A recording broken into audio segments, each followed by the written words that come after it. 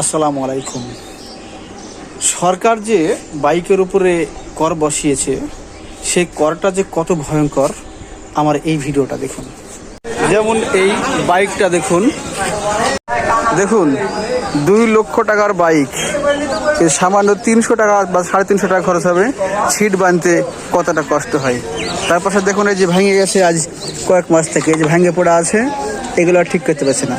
তার পাশে এই বাইকটা দেখুন, এই ট্যাঙ্কি দিয়ে আপনার ট্যাঙ্কি ফুটে হয়ে গেছে, 500 টাকা খরচ হবে, তবুও সে সারতে পারে না। তাহলে ভাবুন বাইকের করটা কতটা ভয়ঙ্কর। আরও একটা প্রমাণ দেখুন, দেখুন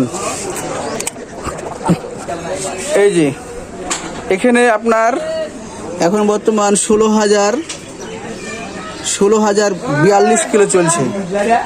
500-600 টাকা যে মোবাইল চেঞ্জ করতে হয়, শুধু টাকার জন্য এই মোবাইলটাও চেঞ্জ করতে পারা যাচ্ছে না। আবার দেখুন এই যে এই গাড়িটা দেখুন, মাত্র 50 থেকে 60 টাকা খরচ হবে। এই দেখুন এই যে এই দেখুন, তারপরও এটাও ঠিক করতে পারছে না।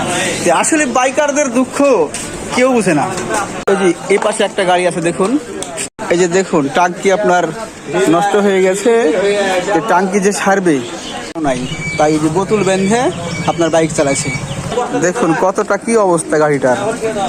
এই দুঃখ কি কেউ দেখবে না, এই দুঃখ কেউ বুঝবে? আবার দেখুন এই যে এই বাইকটার অবস্থা দেখুন, লুকিং গ্লাস টুকিং গ্লাস সব উড়ে গেছে। দেখুন কি গাড়ির কি দশা, কি বেহাল দশা।